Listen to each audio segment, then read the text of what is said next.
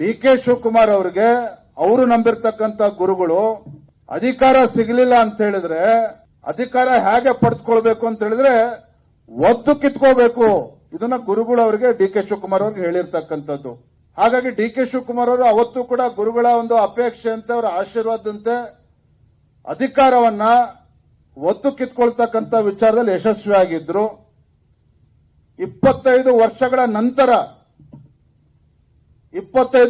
ನಂತರ ಇವತ್ತು ರಾಜ್ಯದಲ್ಲಿ ಸಿದ್ದರಾಮಯ್ಯನವರು ಮುಖ್ಯಮಂತ್ರಿಗಳಾಗಿ 2 ವರ್ಷ ಕಂಪ್ಲೀಟ್ ಆದ್ಮೇಲೆ ಅವರ ಒಪ್ಪಂದದ ಪ್ರಕಾರ ಸಿದ್ದರಾಮಯ್ಯನವರು ಬಿಡ್ಕೊಡ್ತಾರೆ ಅಥವಾ ಬಿಡ್ಕೊಡಲ್ಲ ಅನ್ನುವ ಅನುಮಾನ ಅವ್ರಿಗೆ ಕಾಡ್ತಾ ಇದೆ.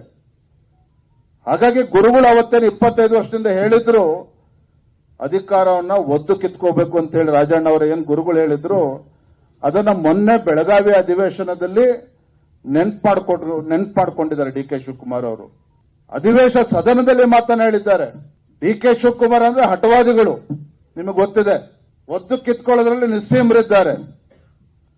ಹಾಗಾಗಿ ಆ ಪ್ರಕ್ರಿಯೆಗೆ ಇವತ್ತು ಚಾಲನೆ ನೀಡಿದ್ದಾರೆ. ಒಂದು ಕಡೆ ಸಿದ್ದರಾಮಯ್ಯನವರು ಅವರ ಅವಧಿ ಪೂರ್ಣ ಆಗಿದೆ ಆದ್ರೆ ಬಿಡ್ಕೊಡಕ್ಕೆ ಅವ್ರ ಮನಸ್ಸು ಬರ್ತಾ ಇಲ್ಲ.